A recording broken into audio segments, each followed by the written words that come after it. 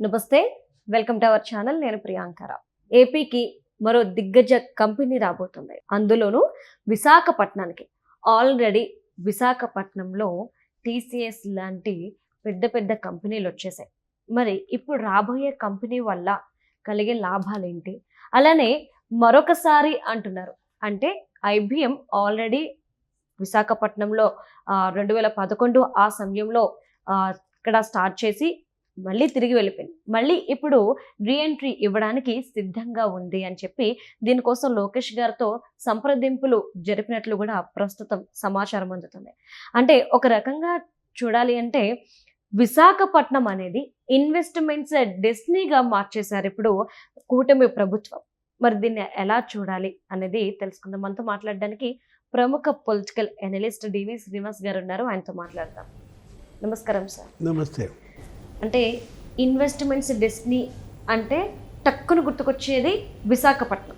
ఎందుకంటే ఇటు quantum valley రావడంతో టీసీఎస్ లాంటి దిగ్గజ కంపెనీలన్నీ కూడా ఏపీ వైపు చూస్తున్నాయి.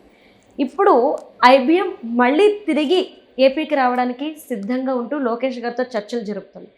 నిజంగా ఇది శుభ పరిణామం అనుకోవాలా? కాలిఫోర్నియా ఆఫ్ ఈస్ట్ లోకేష్ భాషలో చెప్పాలంటే ఇవాళ ఇది ముంబై ఆఫ్ ఈస్ట్ కోస్ట్. ఇప్పుడు అటు వెస్ట్ కోస్ట్లో ముంబై దేశ ఆర్థిక రాజధానికి ఇవాళ మరి ధీటైన పోటీ ఇస్తోందా విశాఖపట్నం? ఎందుకంటే విశాఖపట్నం నుంచే నీకు 13 దేశాలకి అండర్ గ్రౌండ్ సీ కేబుల్ వేస్తున్నారు. అదే ఈ గూగుల్ డేటా సెంటర్ వస్తుంది, లేకపోతే మరి రిలయన్స్ డేటా సెంటర్ పెడుతున్నారు, బ్రూక్ఫీల్డ్ డేటా సెంటర్ వస్తుంది. దగ్గర దగ్గర ఒక 4-5 డేటా సెంటర్లు ఇప్పుడు అక్కడ విశాఖపట్నంలో అసలు డేటా సిటీగా మారిపోతారు. అంటే 20 నెలల్లో నీకు దగ్గర దగ్గర 7 లక్షల కోట్ల పెట్టుబడి. అంటే ఇప్పుడు ఆంధ్రప్రదేశ్ మొత్తానికి 20 లక్షల కోట్ల పెట్టుబడులు వస్తే దాంట్లో 1/3 7-8 లక్షల కోట్ల పెట్టుబడులు మరి అంటే 33%. మూడింట ఒక వంతు ఇన్వెస్ట్మెంట్స్ ఎవరికి వెళ్తున్నాయి? వైజాగ్ వెళ్తున్నాయి. ఇప్పుడు ఆర్సెల్ఆర్ స్టీల్ కంపెనీ అక్కడే. ఎట్లా చూసుకున్నా కానీ మనం అది 1,65,000 కోట్లు, ఇది 1,38,000 కోట్లు. అసలు ఎన్టీపీసీ మరి అక్కడ గ్రీన్ హైడ్రోజన్ హబ్ ప్రధాని మోడీయే అక్కడ శంకుస్థాపన చేశారు, అదొక 1,50,000 కోట్లు. అంటే ఇప్పుడు మీరు చెప్పింది ఏది దిగ్గజ ఐటీ కంపెనీ ఐబిఎం వస్తుందంటే ఐబిఎం ఏంటి దగ్గర దగ్గర నీకు ప్రపంచవ్యాప్తంగా నీకు మరి 3 లక్షల మంది దాంట్లో పనిచేసేది. 170 దేశాల్లో మరి దాని బ్రాంచెస్ ఉన్నటువంటి దీంట్లో అటు టీసీఎస్ ఇటు కాగ్నిజెంట్ వాళ్ళు చూసేవా గమ్మత్ ఏంటంటే వాళ్ళు 2,500 మందికి ఉపాధి కల్పిస్తామన్నారు. అట్లాంటిది ఇంకో 0 పెట్టుకో. అంటే 25,000 మందికి ఉపాధి కల్పించడానికి కాగ్నిజెంట్ని ఒప్పించారు ముఖ్యమంత్రి చంద్రబాబు. అంటే ఇప్పుడు ఒకటి నేను గూగుల్ డేటా సెంటర్ సంవత్సరంలో తెద్దామనుకున్నాను, కానీ 13 నెలలు పట్టింది, 1 నెల లేట్ అయింది. ఈ ఎక్సర్సైజు, ఈ పాలసీలు చేంజింగ్ చేయటము, మొత్తం అంతా వాళ్ళకి కావాల్సినటువంటి ఫ్లెక్సిబిలిటీ, ఆ ప్రోత్సాహకాలు, ఈ చర్చలు 1 నెల ఆలస్యమైంది. 12 నెలల్లో తెద్దామనుకున్నది 13 నెలలు పట్టింది అన్నాడు. ఏది గూగుల్ డేటా సెంటర్. ఆ నెల అక్కడ ఎక్కువైంది కాబట్టి నెల ఇక్కడ తగ్గించాడు. ఎక్కడ? కాగ్నిజెంట్. అంటే కాగ్నిజెంట్ 11 monthsలో అది కంప్లీట్ అయిపోయింది. మరి ఇప్పుడు ఐబిఎం ఏంటి 10 monthsలో తెస్తున్నాడా? లేకపోతే అసలు ఆల్రెడీ ఐబిఎం అక్కడ ఉంది గతంలో. ఏది 2006లోనే అక్కడ ఐబిఎం పెడదామనుకున్నారు, కాకపోతే తక్కువ మంది ఉద్యోగాలు ఇచ్చారు. అప్పుడు రాజశేఖర రెడ్డి వచ్చిన తర్వాత ఏం చేశాడు? ఎకరానికి 100 ఉద్యోగాలు ఇవ్వాలి అని ఒత్తిడి చేశారు. వాళ్ళకి ఎన్ని ఎకరాలు? 25 ఎకరాలు. అంటే 2,500 మందికి మేము ఎక్కడ ఉద్యోగాలు ఇస్తామని ఆ భూమి 21 ఎకరం సరెండర్ చేశారు. ఇంకెంతో ఒక 3 ఎకరాలు ఏమో ఉంచుకున్నారు. ఆ 3 ఎకరాలు కూడా ఇంకా తర్వాత వాళ్ళకి వైశాఖ మీద అంత ఇంట్రెస్ట్ లేక ఏమో వేరే ప్రాంతాల్లో బిజినెస్ చేసుకుంటూ అది కూడా అమ్మేసుకున్నారు. ఇప్పుడు మళ్ళా మాకు అది కావాలని అడుగుతున్నారు. ఎవరు? ఐబిఎం వాళ్ళు.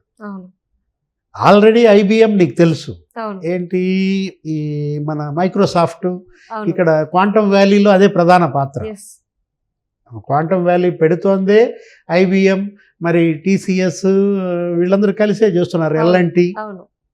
అది మొన్న శంకుస్థాపన చేశారు ముఖ్యమంత్రి చంద్రబాబు, మరి కేంద్ర మంత్రి జితేంద్ర సింగ్ వచ్చి అవును. శంకుస్థాపన చేసిన దీంట్లో అటు బిల్ గేట్స్ వస్తున్నాడు.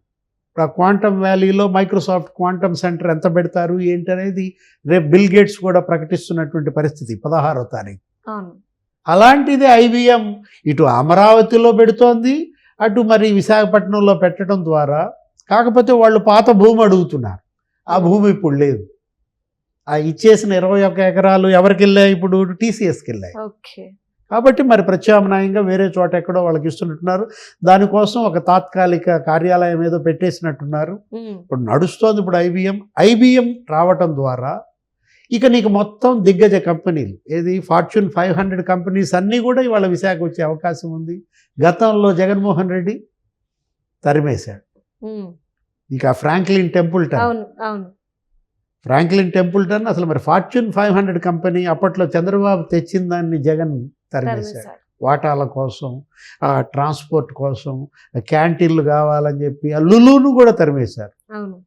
ఆ లులు భూములపై కన్నేసి ఆ లులు ఆలీ ఏమన్నాడు, అసలు ఆయన ఒక పెద్ద లెటర్ రాశాడు, ఇక మళ్ళా ఆంధ్రప్రదేశ్లో అడుగు పెట్టనన్నాడు.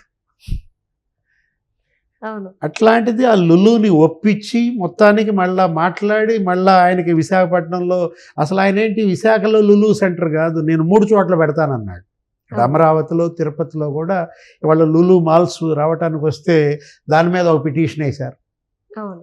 లులుకి ఎలా ఇస్తారు? ఇప్పుడు ఇవాళ కూడా శాసన మండలిలో దానిపైనే ఎమ్మెల్సీలు ధ్వజమెత్తుతున్నారు లోకేష్ పైన. ఏంటి 99 పైసలకి అవును. ఎలా ఎలా ఇస్తావు ఇస్తావు? ఈ టైప్లో. బొత్సగారు అడుగుతున్నారు.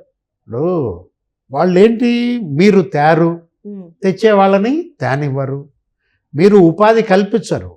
ఉపాధి కల్పించే వాళ్ళని కల్పించకపోతే ఇప్పుడు 99 పైసలకే ఇవాళ ఎకరం భూమి ఇవ్వటం లోకేష్ చేశాడా? లేదు. చంద్రబాబు చేశాడా? అంతకుముందు రాజశేఖర రెడ్డి చేయలేదా? ఎందుకు చేయలేదు? రాజశేఖర రెడ్డి సీఎంగా ఉన్నప్పుడు 99 పైసలకే ఎకరం భూమి ఎన్ని కంపెనీలకు ఇచ్చాడు? ఆ లిస్టు తీయమంటారా? ఇప్పుడు ఏదో రకంగా అంటే రాజశేఖర రెడ్డి 99 పైసలకి ఎకరం ఇస్తే గొప్ప, ఆయన హీరోనా, వీళ్ళు ఇస్తే తప్ప? హైకోర్టు చివాట్లు పెట్టింది. పారిశ్రామికంగా వెనకబడిన రాష్ట్రం మీది, ఇలాంటి ప్రోత్సాహకాలు ఇవ్వకపోతే ఏ పరిశ్రమలు ఈ రాష్ట్రానికి వస్తాయి? ఇప్పటికే ఆంధ్రప్రదేశ్ పారిశ్రామికీకరణ చాలా వెనుకబడి ఉంది. ఐటీ రంగం ఇక్కడ ఎంత ఉందమ్మా? నాకు తెలిసి ఐటీ రంగం 0.2%.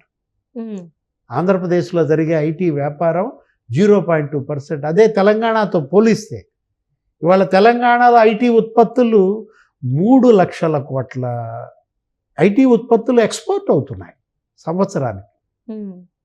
ఎక్కడ 3 లక్షల కోట్ల ఐటీ ఎక్స్పోర్ట్స్?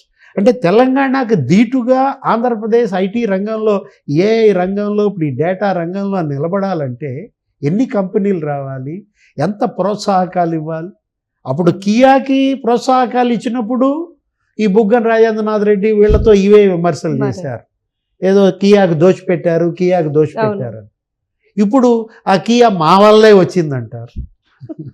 రేపు ఇది కూడా అదే, IBM మా వల్లే వచ్చింది, అప్పుడే రాజశేఖర్ రెడ్డి పెట్టించాడు అని చెప్తారు. మొత్తం మీద ఏమైనా కిందైనా పైన వాళ్ళ మాట చెల్లాలి.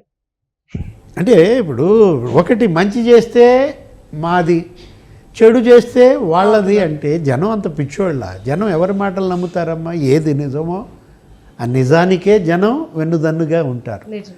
Right. Thank you so much. నమస్తే.